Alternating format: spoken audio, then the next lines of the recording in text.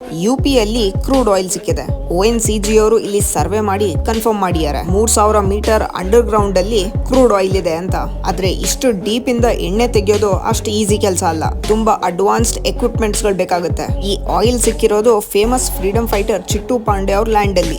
Government ಅವರು ಈ land ನ ಅವರಿಂದ ಲೀಸ್ ತಗೊಂಡಿದ್ದಾರೆ. ಪ್ರತಿ ವರ್ಷ ಅವ್ರ ಫ್ಯಾಮಿಲಿಗೆ 10 ಲಕ್ಷ ರೂಪಾಯಿ ಕೊಡ್ತಾರೆ. ಈ ತರ ಕ್ರೂಡ್ ಆಯಿಲ್ ನಮ್ಮ ಲ್ಯಾಂಡ್ ಅಲ್ಲೇ ಸಿಕ್ಕಿದ್ರೆ ಇಂಡಿಯಾಗೆ ಒಂದು ದೊಡ್ಡ ರಿಲೀಫ್ ಆಗುತ್ತೆ. ಯಾಕಂದ್ರೆ ನಮ್ಮ ಇಂಡಿಯಾದ ಆನ್ಯುವಲ್ ಆಯಿಲ್ ಕನ್ಸಂಪ್ಷನ್ ಬಂದು 249 ಮಿಲಿಯನ್ ಮೆಟ್ರಿಕ್ ಟನ್ಸ್ ಇದೆ. ಆದ್ರೆ ನಾವು ಪ್ರೊಡ್ಯೂಸ್ ಮಾಡ್ತಾ ಇರೋದು ಬರೀ 33 ಮಿಲಿಯನ್ ಮೆಟ್ರಿಕ್ ಟನ್ಸ್ ಮಾತ್ರ.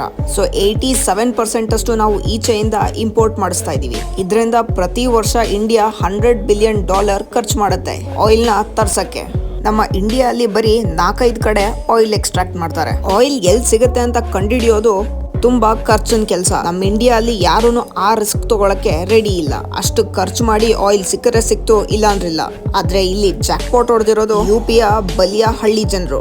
ಯಾಕೆಂದ್ರೆ ಕ್ರೂಡ್ ಆಯಿಲ್ ಎಲ್ಲಿ ಸಿಕ್ಕಿದೆ ಅಲ್ಲಿಂದ 300 ಕಿಲೋಮೀಟರ್ಸ್ ರೇಡಿಯಸ್ ಅಲ್ಲಿ ಲ್ಯಾಂಡ್ ಪ್ರೈಸ್ ಇನ್ಕ್ರೀಸ್ ಆಗುತ್ತೆ.